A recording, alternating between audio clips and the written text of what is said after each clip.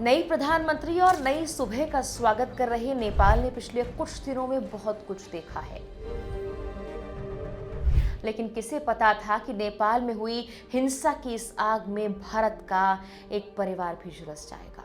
7 सितंबर को यूपी के गाजियाबाद की राजेश कोला अपने पति रामवीर के साथ पशुपतिनाथ मंदिर के दर्शन करने काठमांडू पहुंची थी।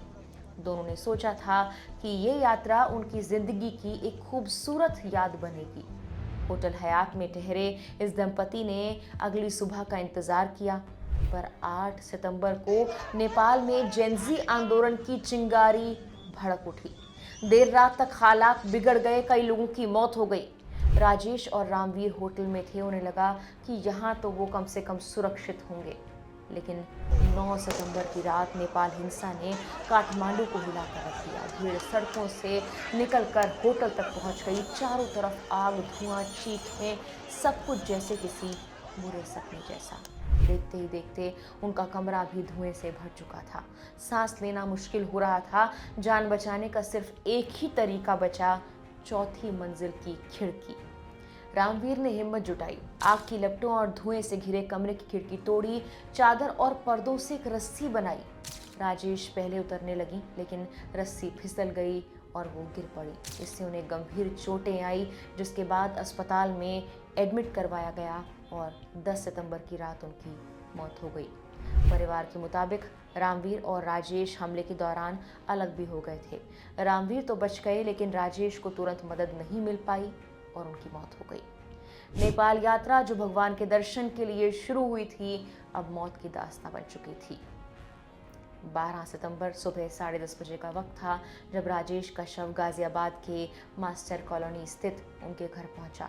परिवार वालों और पड़ोसियों ने अंतिम संस्कार में हिस्सा लिया। बेटे विशाल ने बताया कि मां अगर पापा के साथ रहती तो शायद उन्हें मदद मिल जाती, वो बच जाती। उन्हें कोई फर्स्ट एड नहीं दिया गया। रामवीर सड़क मार्ग से शव को भारत लाए हैं। परिवार ने भारतीय दूतावास और केंद्र सरकार पर गंभीर आरोप लगाए। विशाल ने कहा, दूतावास खुद असुरक्षित था, इसीलिए उन्होंने मदद से भी इनकार कर दिया। स्थानीय बचाव बल भी देर से पहुंचा। उन्होंने दावा किया कि इमरजेंसी में कोई समर्थन नहीं मिला, जिससे राजेश की मौत हो गई। फिलहाल दूतावास की ओर से कोई आधिकारिक बयान इस पर नहीं आया है। रामवीर सिंह ट्रांसपोर्ट का काम करते हैं और उनके 2 बेटे हैं। बड़ा बेटा विशाल बिजनेस संभालता है, जबकि छोटा बेटा इलेक्ट्रॉनिक्स का शोरूम चलाता है। नेपाल यात्रा पर जाने के बाद से वहां संचार सेवाएं बंद हो गई थी। इस वजह से दंपति का अपने परिवार से कोई संपर्क नहीं हो पाया। दोनों बेटों से कोई बातचीत नहीं हुई। 2 दिन बाद बेटे विशाल को फोन आया कि उनकी मां इलाज के दौरान दम तोड़ चुकी हैं।